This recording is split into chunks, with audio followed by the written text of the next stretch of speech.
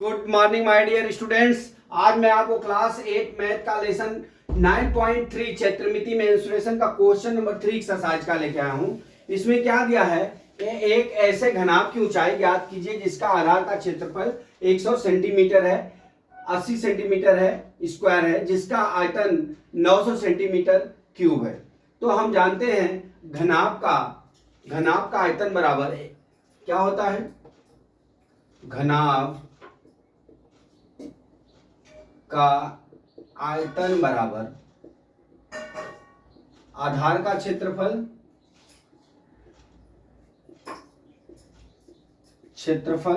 और गुणे क्या होता है, ऊंचाई होती है। ठीक है। अब आधार का क्षेत्रफल में क्या होता है, लंबाई गुणे क्या होती है, चौड़ाई होती है। आधार का क्षेत्रफल में क्या होता है, लंबाई गुणे चौड़ाई होती है। ठीक है, ये आधार का क्षेत्रफल होता है। ठीक, अब देख लीजिए इसमें क्या क्या दिया है, लिख लीजिए। घनाभ का आयतन बराबर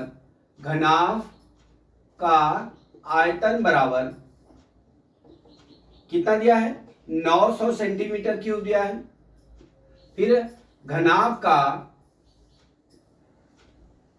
क्षेत्रफल बराबर कितना दिया है, 180 सेंटीमीटर स्क्वायर दिया। ठीक है, तो अब निकाल लीजिए घनाभ का आयतन बराबर ये होता है, घनाभ का आयतन बराबर क्या लिखा हूं सूत्र, आधार का क्षेत्रफल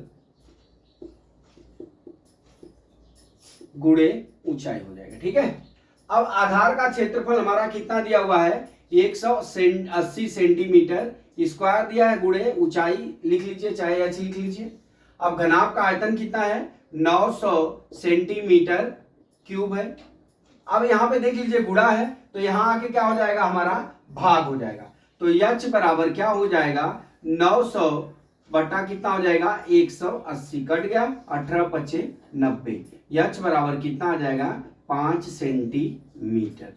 ठीक है, 5 सेंटीमीटर। तो दोस्तों इसमें कुछ करना नहीं था, अपना खाली घनाभ का आयतन बराबर लिख लेना है आधार का क्षेत्रफल गुणे ऊंचाई, या लंबाई गुणे ऊंचाई होता है। लंबाई गुणे ऊंचाई बराबर आधार का क्षेत्रफल होता है, इसलिए आधार का क्षेत्रफल गुणे ऊंचाई लिख लिया। घनाभ का आयतन 900 सेंटीमीटर क्यूब दिया, घनाभ का क्षेत्रफल 180 सेंटीमीटर स्क्वायर दिया है। अब घनाभ का आयतन बराबर आधार का क्षेत्रफल गुणे ऊंचाई होता है। अब h बराबर कितना हो जाएगा, इधर गुणा है तो उधर जाके क्या हो जाएगा, भाग हो जाएगा। h बराबर 900 डिवाइड बाई कितना हो जाएगा, 180, काटेंगे तो हमारा कितना आ जाएगा, 5 सेंटीमीटर। इस तरह से दोस्तों हमने आपको इस सवाल समझा दिया। मैं आशा करता हूं कि सवाल आपको समझ में आ गया होगा। अगला सवाल कल मैं फिर लेके आता हूं।